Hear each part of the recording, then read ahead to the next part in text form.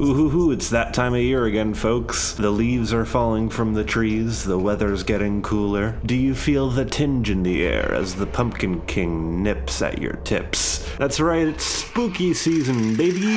I personally just love this time of year, the cool off after summer before winter, the nice colors outside, it's all very fun. And it's always nice to curate some music to fit with the vibes, you know? So for today I thought I'd pop in with a really quick talk about an album and a band that I think suit those vibes perfectly. So that's what we're going to be doing today. We're going to be talking about the British dreampop band Broadcast and their first release, Work and Non-Work. Broadcast was a British dreampop or shoegaze band that lent just slightly towards contemporary jazz. They incorporate a lot of rustic and abrasive synths into their sound, which gave their music kind of an eerie edge. The band was formed in 1995 and was active all the way up until the tragic and untimely death of their lead singer Trish Keenan in 2011. There's an element of that that's always kind of permeated my experience of listening to Broadcast, just how sorrowful that ending is. Although this is a time of year where culturally many of us reflect on death, and I think one of the best ways to do that is to celebrate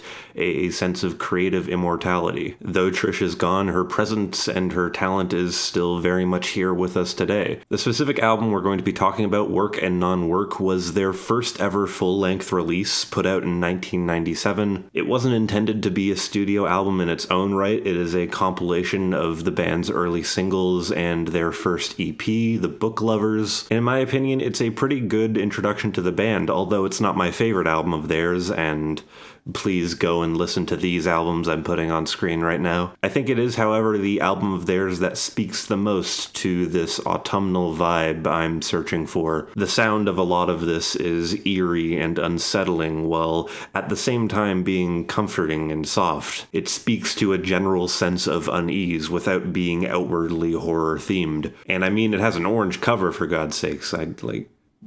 Case in point right there. That's a done deal. You can't tell me that any Broadcast album is more orange than this one. But really though, I feel like this album has a lot going for it in setting up kind of a distantly perturbed ambience with its layers of synthesizers, and then matching those elements with softer, more conventional and more easily digestible timbres in its guitars or Trish Keenan's voice or a lot of the drums, which are heavy on the ride cymbal. We like that here. This kind of contrast and play within its elements is a big theme to this album. A lot of the songs feel like they exist in two states at once. Trish's voice itself is one of the strongest cards that Broadcast has up their sleeves. The elegant softness of it, there's kind of a Karen Carpenter-esque timbre to it, and the melody lines that she takes the listener through are often very slowly rising and falling. It's like her voice is just floating in the middle of the mix, like she's a wandering ghost that is haunting these Baroque synthetic halls. The album begins with the song Accidentals, a perfectly eerie and uncomfortable spot for the album to start, as much of the song is built around this one loop that cuts abruptly and then repeats itself. I love the synth line on the chorus that is hitting just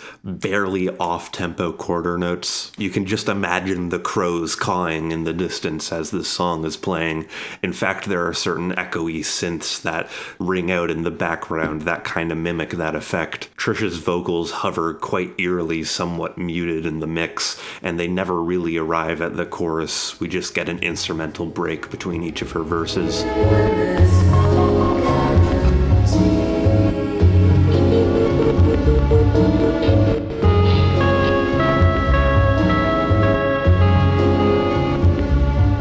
That song then leads us to The Book Lovers, which carries a lot more momentum and urgency in its melody. I think this is an early example of Broadcast really nailing their formula, as this song occupies a very distinct genre space between rock, pop, and jazz. The song begins with and is carried a lot by these really fun spook show synths, as Trish's lyrics talk about a distinct space for the book lovers.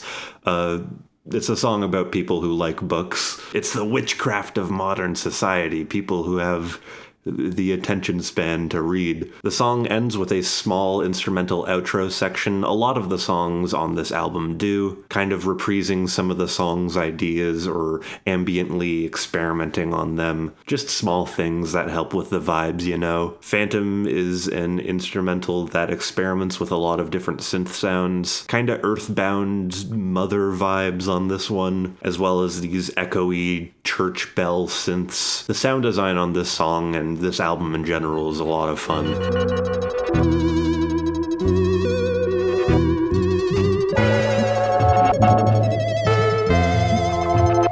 We Got Time features these synth harpsichords and a drifting and soaring melody from Trish. Speaking to the feeling of being out of place, the song uses a technique that I love. It incorporates both the major and minor third into its melody. Not only that, but Trish's melody starts on the major third, and as she works her way up to the fourth or the flat seven, it gives a very nuanced kind of eeriness to the melody that she has.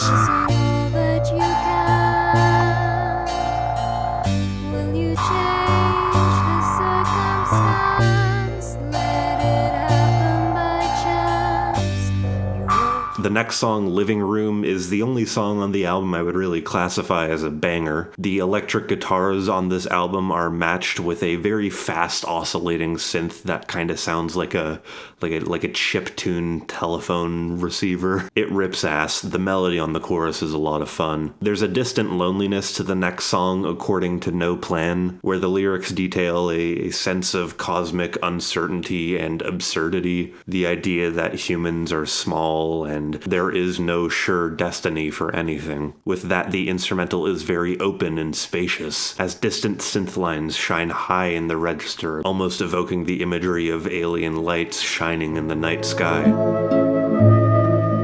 Can't say what we're affected by.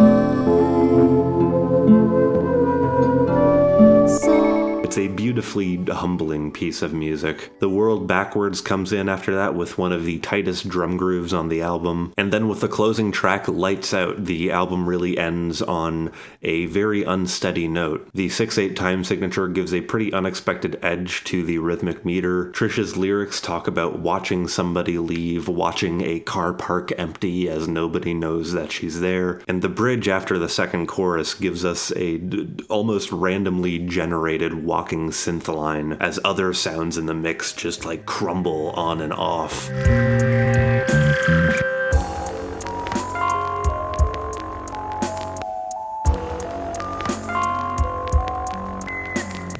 The closing track for an album can often bring a lot of its ideas to the end, but I feel like this one just kind of elevates the openness of what we've been hearing. The idea that these songs occupy spaces and philosophies that extend outside what they just are musically on their own. Both the music and the lyrical content all over this album deal with a hermetic and anxious sense of loneliness that is matched with a very delicate intricacy in how it's all put together. It's like music for people who lock themselves in their room making houses of cards. It's that sense of unease that I think makes it a really great listen for this time of year. And once again, might I add, it's orange. But seriously, Broadcast are one of my favorite bands, and if I'm doing anything right on this channel, this certainly won't be the last time I talk about them. Work in Non-Work is one of their most accessible albums, in my opinion, and at a very brisk 36 minutes, it's a easy introduction to one of the greatest bands in dreampop.